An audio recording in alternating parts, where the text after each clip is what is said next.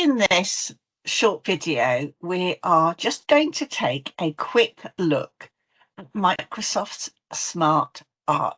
What this will allow you to do is in a PowerPoint presentation or a Word document, for example, you can show something in more of a process or diagram than you would be able to ordinarily. You can even create basic organization charts. Although if you're doing something complex, I recommend that you use Microsoft Visio. For something basic, then SmartArt is great.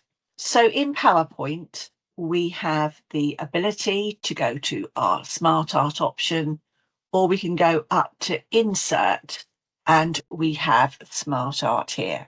When you go into SmartArt, there are various options that you can choose from. And you can see here, is it a list that I'm just showing in a different way? Is it a process? Am I showing a hierarchy? So if we start with a hierarchy, you could decide which one that you want to use.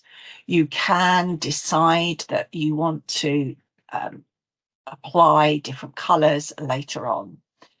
So if we just start with this one, then it will just give you the basics. So I'm just going to put MD, assistant,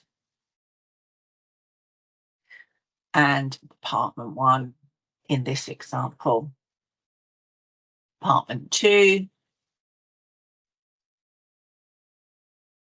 and department 3. And from here, you can see that I can accentuate that in different ways. I can also change the color scheme from colors. And that is my graphic. Nice and simple. If I do need to add other shapes, then I simply right-click on the shape and I can add a shape. An assistant will sit out at the side with this one, or I can add a shape after it or before it. So after it, or I can do it before. If I add a shape below, then it will add me a different department on here. And I have my graphic.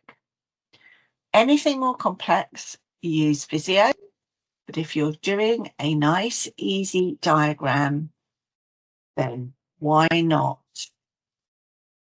apply your SmartArt?